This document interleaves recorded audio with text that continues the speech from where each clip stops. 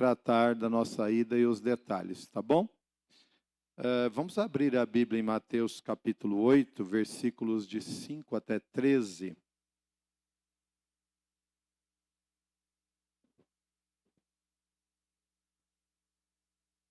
Que a bênção do Senhor esteja sobre nós, amém?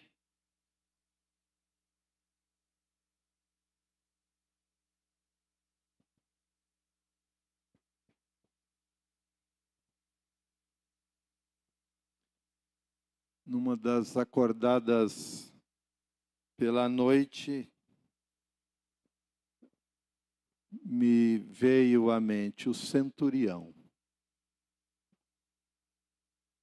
E eu falei com Deus: Senhor, o Senhor está querendo que eu pregue sobre o centurião? Ele falou: sim, prega sobre ele.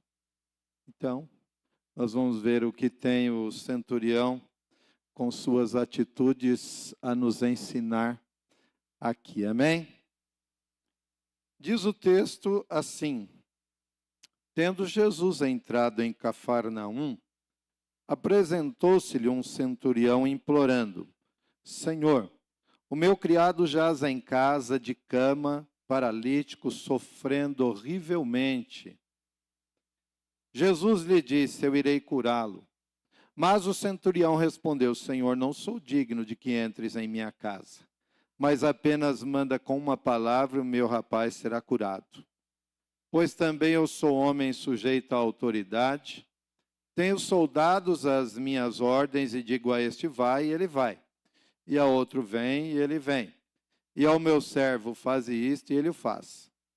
Ouvindo isso, admirou-se Jesus e disse aos que seguiam: verdade vos afirmo que nem mesmo em Israel achei fé como esta. Digo-vos que muitos virão do Oriente e do Ocidente e tomarão lugares à mesa com Abraão, Isaque e Jacó no reino dos céus. Ao passo que os filhos do reino serão lançados para fora, nas trevas. Ali haverá choro e ranger de dentes. Então disse Jesus ao centurião: vai-te e seja feito conforme a tua fé. E naquela mesma hora o servo foi curado. Na mesma hora o servo foi curado. Vamos orar, curve a tua cabeça. Senhor, de mim mesmo, Senhor meu Deus amado, eu não tenho nada para passar, mas eu tenho convicção plena que sempre é assim, porque a palavra vem do Senhor. Que seja eu apenas uma torneira boa, desimpedida, para que a água, meu Deus amado, que é a palavra neste momento, nesta metáfora, chegue e fale aos nossos corações. Fala conosco, Espírito Santo de Deus, em nome de Jesus. Amém. As atitudes do centurião. O tema é: quais lições Deus quer nos ensinar através das atitudes desse homem? Quando eu, ao acordar, nesses momentos de acordar assim pela madrugada, me veio esta palavra, e eu comecei a pensar como a gente poderia aprender com este homem, o que o Espírito Santo de Deus queria tratar conosco. Eu fui enxergando algumas coisas na vida dele, e ao longo dos versículos a gente vai comentando aqui. Jesus está entrando numa cidade de Cafarnaum. A gente sabe que o Império Romano ele está dominando Israel, e a gente sabe o que é autoridade, e aquele homem, por ser centurião, né? Se você não sabe, o centurião é o chefe de 100 homens, 100 soldados, e ele está muito habituado com autoridade, com dar ordens e com receber ordens, porque ele é apenas um centurião, acima dele tem muita gente. A lealdade a Roma ela é ampla. As pessoas não podem titubear. Um carrasco, quando tinha que executar aquilo que lhe foi mandado, ele tinha que executar mesmo. As chibatadas, elas têm que ser na medida certa, porque se elas ultrapassarem e aquela pessoa morrer, quem é o algoz? Aquele que pratica o ato vai morrer também. Então ele tem responsabilidade, ele sabe o que é isso. Ele sabe o que é autoridade. E ele tem ouvido falar de Jesus, porque ele está lá em Israel. Ele não só ouve falar, mas provavelmente ele viu algum testemunho de alguém que teve sua vida transformada. Então, conhecendo a fama de Jesus, ele vai recorrer a Jesus. E ele fala: Senhor, o meu criado jaz em casa de cama, paralítico, sofrendo horrivelmente. Ora, se ele é criado dele, eu imagino que ele não ia contratar, não ia pegar para si um criado que já estava nessa situação, porque a criadagem, com uma limitação grande dessa, proveito no serviço braçal, no serviço de casa, não seria tão grande. Então ele agora está nessa situação e ele está sofrendo horrivelmente. Quando eu li este versículo, eu perguntei: qual a primeira lição? Ele é um homem humano, que tem sentimento, humanidade no coração. Ele se importa com os seus criados, e ele se importa com este criado, porque ele não está nada bem. A situação dele, ele sofre e ainda tem um complemento, horrivelmente. E aí a primeira lição que eu tiro e pergunto: se você tem funcionários, como você trata os seus funcionários? Nenhum de nós aqui tem criado, né? Porque a criadagem não está neste momento aqui. Mas alguns têm funcionários. E eu pergunto: como você trata seus funcionários? É com humanidade? Você os reconhece como seres humanos? Talvez, né, se a gente tivesse numa igreja bem rica, né, lá no Alphaville, lá na Aldeia da Serra, a proporção de patrões seria maior. Mas se Deus deu essa palavra aqui, ela só pode ser para nós. E eu não sei quantos têm funcionários. E aqui a pergunta é: como você está tratando? Você se importa com o bem-estar deles? Você tem amor por eles? Porque, irmãos, quando o centurião vai atrás de Jesus por causa de um criado, existe uma relação de amor aqui. Não é só alguém que está ali para lhe servir e ainda como um escravo. Mas ele tem uma relação de amor, ele se importa com esse homem. E nem extrapolando aqui, né, falando aqui com os demais que não têm funcionários,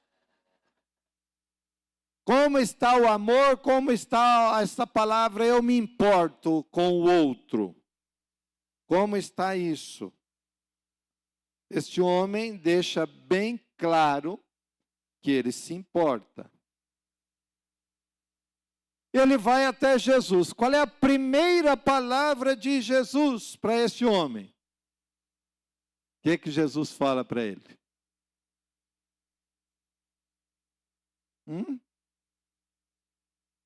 Põe o versículo lá. 7. O que Jesus disse? Eu vou curar. Jesus tem poder para curar. Jesus tem poder para curar. Pastor Isaac diz que ele é o mesmo hoje. Ele é o mesmo hoje. Jesus tem poder para curar. Jesus tem poder para curar o criado. E Jesus tem poder para curar a mim e a você.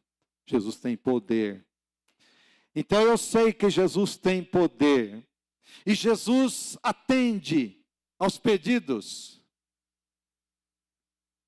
Esse homem não é judeu, ele é romano. Esse homem ouve falar que Jesus faz. Então ele vai para Jesus. Ele vai para Jesus. É Jesus quem resolve nossas causas impossíveis. É Jesus que resolve aquilo que a medicina não pode resolver. É Jesus que resolve as causas daqueles que se importam e a causa daquele que está lá necessitado. É Jesus que resolve ambas as causas. Mas o centurião respondeu: Senhor, não sou digno de que entres em minha casa. Ele chama Jesus de Senhor. Por 2 vezes, quando ele se dirige a Jesus, ele chama Jesus de Senhor. Presta atenção, ele é romano, Roma está subjugando Israel. Roma tem o senhorio sobre a nação. Só que o centurião, ele reconhece que Jesus é o Senhor. E ele sabe muito bem o que é esse negócio de autoridade.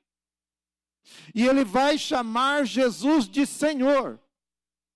Mas não é simplesmente uma maneira educada, polida de se referir a alguém. Ele vai chamá-lo de Senhor, porque Jesus é o Senhor. Na vida dele. E ele é o Senhor também na vida de que vai receber a cura que está lá dentro de casa. Versículo 6 e o versículo 8. Os centuriões romanos eram homens de status e autoridade. Mas ele era diferente dos demais oficiais de Roma. Ele também tem sensibilidade cultural. Quando ele diz assim, eu não sou digno que entres em minha casa. Você conhece o problema do judeu entrar na casa de um gentio? Já estudou isso? Já viu isso? Quantos já viram isso? Eles não entravam porque eles não podiam se misturar. Cerimonialmente, eles não podiam entrar na casa de uma pessoa gentílica, porque ali havia impureza cerimonial. E esse centurião, quando ele fala Senhor, reconhecendo que Jesus é o Senhor, acima daquilo que ele entende ali, acima daquilo que ele vê como Senhor na terra, ele vê em Jesus um Senhor compassivo, ele vê em Jesus um Senhor que cura, um Senhor que pode ir e que pode resolver. Mas ele também respeita o costume. Eu não sou digno que entres na minha casa. Manda apenas com uma palavra e o meu rapaz será curado. Manda apenas com uma palavra. Deus é Deus de perto e Deus é Deus de longe. Você pode orar por alguém à distância e Deus vai operar lá. Manda apenas com uma palavra, o meu rapaz será curado. Glória a Deus, glória a Deus. Manda apenas com uma palavra. Como está a tua fé em Jesus? Como está a tua fé em Jesus? No versículo 9, nós vamos encontrar mais uma importante lição. Pois também eu sou homem sujeito à autoridade. E esta pergunta, que é a próxima, eu pergunto: como você está em relação à autoridade? Nós somos aqueles que discutimos as ordens, nós somos aqueles que sabemos mais do que as nossas autoridades. Como nós somos? Daí eu volto nas minhas reflexões no texto. Eu falo, isto é uma atitude. Esse homem entende o que é esse negócio de autoridade. E você e eu estamos compreendendo a autoridade espiritual na nossa vida? Ou nós lidamos com a nossa liderança espiritual de qualquer maneira? Ah, é assim, batemos boca. Como nós lidamos com essa autoridade? Você sabe mais? Você já tem a resposta pronta? Eu me lembro o respeito que eu tinha pelo falecido já pastor Daniel, que foi meu pastor durante 20 anos. Nós chegamos para a reunião, para o culto de evangelismo, quando tínhamos todas as tardes de domingo. E naquele tempo, eu estava usando uma roupa, uma calça de elástico, um tênisinho chinesinho, forward. Quem lembra do tênis chinesinho forward, que a gente falava, né? Forward. Era forward. Era um tênis que não valia nada, né? Até hoje os chineses estão aprendendo a fazer coisa que dura, né? Eles já fazem, mas a maioria é os forward da vida, né? A sola dele, se a gente jogasse bola umas 3 vezes, você ia jogar com a meia na 4ª vez. E eu me lembro até hoje, tinha uma camiseta da moda chamada OP. Quem lembra da camiseta OP? Oceano Pacífico tinha OP, OA, e aí inventaram até OM, né? Oceano Mediterrâneo, né? Inventaram essa daí também, né? Mas tinha OP, OA, e era a moda naquele tempo. E eu cheguei para o evangelismo e a gente tinha muito respeito pelo pastor Daniel. Quando eu cheguei, ele só fez assim, ó. Olha para mim.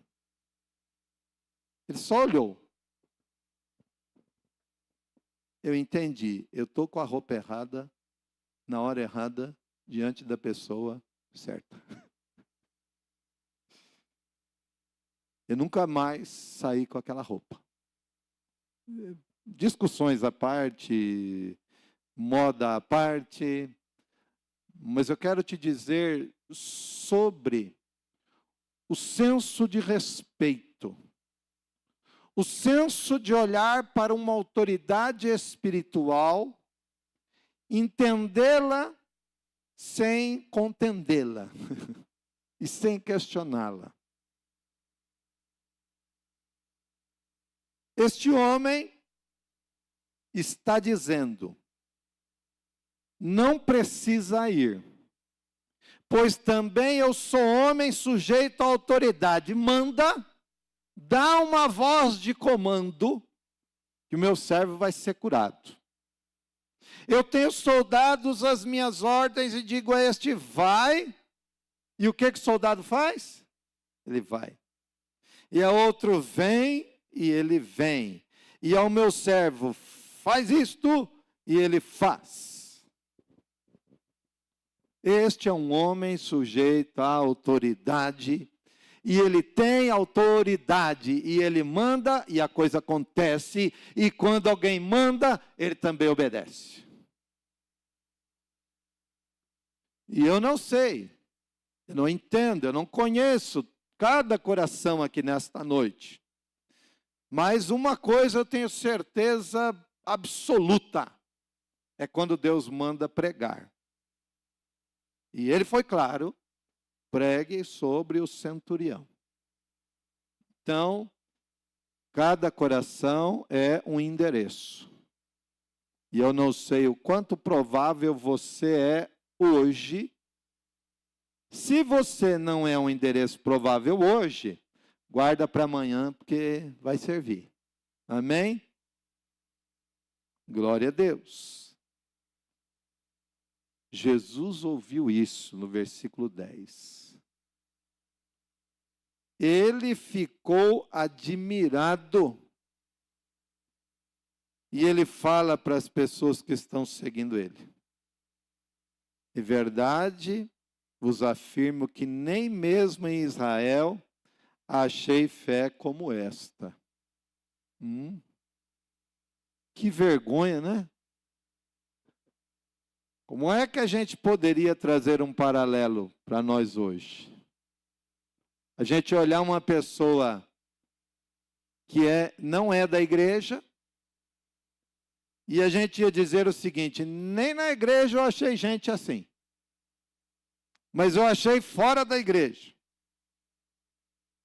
E eu vou dizer aqui, viu, às vezes tem algumas pessoas de fora da igreja que dão um show naquele que está dentro da igreja.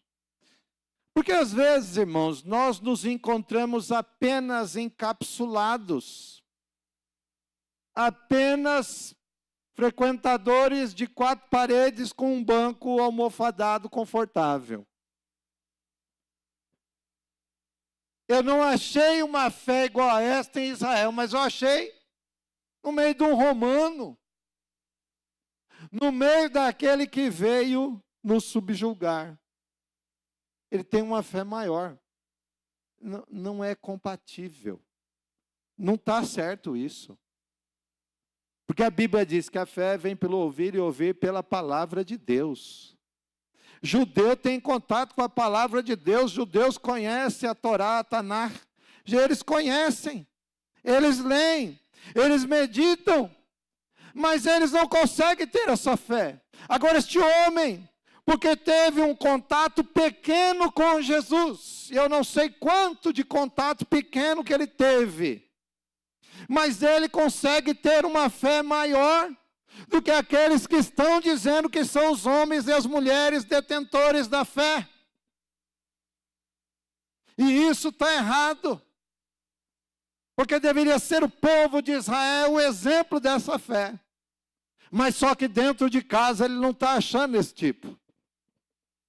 E será que nós estamos com esse problema aqui hoje também? Como está você? Não, eu conheço a Bíblia. Em Londres tinha um homem que ficava sentado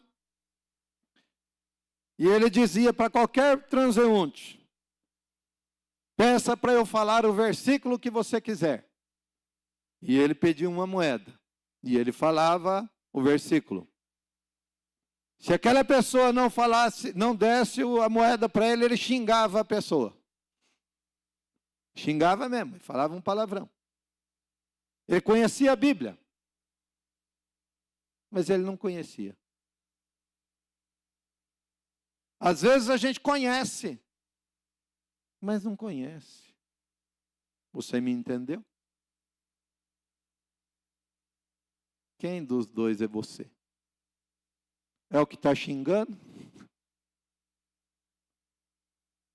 Eu vi um breve assim daquele pastor Carlito Paz, e ele estava falando que 50%, eu acho que é 50%, né? 50% de crentes estão envolvidos com esses jogos online, esses bets da vida. Tem alguém na igreja que está mexendo com esse negócio aí também, de jogo, de aposta? Bom, se tem, não vai ter coragem de falar, né? Mas, se tem, eu quero dar uma péssima notícia para você. Tu está te encaminhando para o inferno, viu? Tu tu está te encaminhando nas mãos do capeta mesmo, de Satanás, porque o dinheiro do crente não é para ser gastado nessas porcarias. Eu tenho uns amigos aí em outros lugares, e aí vem a criancinha lá, ô pastor, você vai comprar uma rifa? Aí eu virei, falei, mas quem está vendendo isso? Não, nós está vendendo. Mas vocês não eram crente? Não, nós é crente. Mas você está vendendo rifa? Nós está. Vocês precisam tomar vergonha na cara. Rifa é coisa de vagabundo, vai trabalhar. Eles ficaram bravos comigo. Eu não sei porquê, não entendi até agora. Não sei, chamar alguém de vagabundo se era alguma coisa ofensa, né? Mas parece que eles não gostaram muito, não. Mostra na Bíblia onde está escrito rifa. Eu falei, ô criatura, vai se converter. Né? A gente fica inventando moda, né? Inventando moda. Esse homem, ele está fora, mas ele está dando uma lição em quem está dentro. Será que nós vamos precisar de alguém de fora para dar uma lição na gente? Tomara que não, né? Porque senão a vergonha é maior. É melhor a gente mesmo dar uma lição aqui dentro mesmo, né? Das quatro paredes, e a gente resolve o problema. Aquele famoso vamos lavar a roupa suja e vamos resolver. Nem mesmo em Israel eu achei fé como esta. Digo-vos, versículo 11, que muitos virão do Oriente e do Ocidente e tomarão lugares à mesa com Abraão, Isaque e Jacó no reino dos céus. Aqui a gente está vendo que o Evangelho de Jesus Cristo não está circunscrito às regiões geográficas de Israel. O Evangelho do Senhor Jesus Cristo é abrangente, é para todo o planeta. Ele alcança qualquer pessoa, em qualquer canto, em qualquer país, em qualquer cultura, e o Evangelho é para qualquer cultura. Não deixe o índio quieto na sua cultura, não pode deixá-lo quieto, ele precisa de Jesus. Aspectos culturais, não demoníacos, não religiosos, são outras coisas, aí é outra história. Mas questões religiosas, questões de Deus, questões da vida eterna, o Evangelho vai alcançar todo o globo terrestre. Ele vai alcançar porque ele tem poder. E muitos virão do Oriente e do Ocidente. Nós estamos nesse meio aqui, irmãos. E eles vão tomar lugar à mesa com os patriarcas, Abraão, Isaque com Jacó. E que mesa é essa? São as bodas do Cordeiro que o Pai já tem preparado para nós. São as bodas do Cordeiro lá de Apocalipse 19. A mesa está preparada para a igreja, aleluia. E muitos vão tomar lugar, e você e eu estamos neste chamado, aleluia. Glória a Deus, aleluia. Glória a Deus. É o alcance universal do Evangelho. O reino de Deus está aberto a todos, todos. Glória a Deus. 12. Ao passo que os filhos do reino serão lançados fora nas trevas. Ali haverá choro e ranger de dentes. Agora voltou para dentro de casa de novo. Primeiro nós tomamos uma lavada porque o homem é romano e está dando uma lição de moral naqueles que têm a palavra. Agora Jesus está falando aqui, os filhos do reino serão lançados fora. É aquele que só tem o orgulho, que só tem a carteirinha, que só tem a roupa, que só tem o trejeito, mas que de Jesus ele não tem nada. Você entendeu? Às vezes, irmãos, nós temos os trejeitos de crente. Como é que é lá? Como é que é? É a paz do Senhor, é a paz de Cristo, é boa noite, é a paz de Deus, é a paz do Senhor Jesus Cristo. Como é que é? Para eu ficar bem bonitinho, né, parecendo. Mas é mais do que se parecer. É mais do que isso. É preciso ser. Isso foi falado domingo passado, é mais do que parecer, é preciso ser. E muitos, os filhos do reino serão lançados para fora, nas trevas. Ali haverá choro e ranger de dentes. Irmãos, está aqui uma realidade da eternidade para aqueles que não têm Jesus. Não brinque com a eternidade.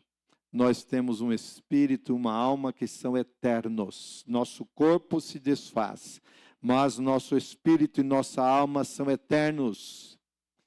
E aqui está um lugar de choro e de ranger de dentes nas trevas, e esse lugar é chamado inferno e posteriormente lago de fogo. Vamos levar isso a sério. E aí, Jesus se volta ao centurião. Vai e seja feito conforme a tua fé. E naquela mesma hora, o servo foi curado. Vai e seja feito conforme a tua fé. O conforme a tua fé está mostrando aqui que há níveis diferentes de fé. E que nós precisamos crescer na fé. E que a maneira de crescermos na fé é comendo, alimentando da palavra, enchendo da palavra de Deus e procurando viver uma vida condizente à palavra de Deus. Este homem tinha uma fé plena para aquela situação e Jesus falou: é conforme a tua fé. Mas e se você e eu temos um problema de uma fé que não está nesta altura, tem como aumentar a fé, igreja? Tem como aumentar a fé, tem como aumentar a fé. Vá para a palavra, vá para a comunhão, vá buscar a Deus. E as coisas acontecem. Aleluia. Acontece ainda hoje? Sim. Minha ex-aluna, pastora Elizabeth, ela era estéril, aí eles se casam, ela com o seu esposo Val, e não pode ter filhos. E ele falou o seguinte: ó, eu vou para o monte, tá bom? Eu vou ficar lá no monte. Ele ficou 3 dias e 3 noites no monte, pedindo a Deus: Senhor, faz conforme a minha fé, faz conforme a minha fé. Eu creio que o Senhor pode fazer. Ele ficou 3 dias lá no monte. E adivinha quantos filhos eles têm? 3 filhos. É coincidência. Se ele tivesse ficado 15 dias no monte, hein? Misericórdia. Haja filho, já ia dar metade da igreja, né?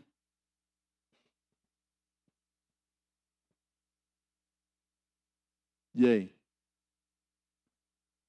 É um caso isolado? Isso aqui também é outro caso isolado. E você é o quê? Você é um caso isolado ou é um caso à parte? Quem é você ou não é caso nenhum? Vai, seja feito conforme a tua fé. Naquela hora, na hora da voz do comando, eles checaram depois a hora. Que hora? Que hora que ele foi curado? Ah, foi às tantas horas e tantos minutos. Puxa, estou olhando assim, mas devia ter amarrado no pulso uma ampulheta, né? Ele olhou na ampulheta e falou: nossa, era essa hora mesmo. Foi essa hora. Na mesma hora, o servo foi criado. E eu parto para a conclusão. Das coisas que eu vi no centurião. Como está a tua humildade? Está bem aí? Está bonito na humildade? Seu reconhecimento do senhorio de Cristo. Seu amor por seus funcionários, seus criados. Sua obediência às autoridades. E por último, como está a tua fé? Seja feito conforme a tua fé. Em nome de Jesus. Amém? Vamos falar com Deus? Senhor, a palavra foi entregue.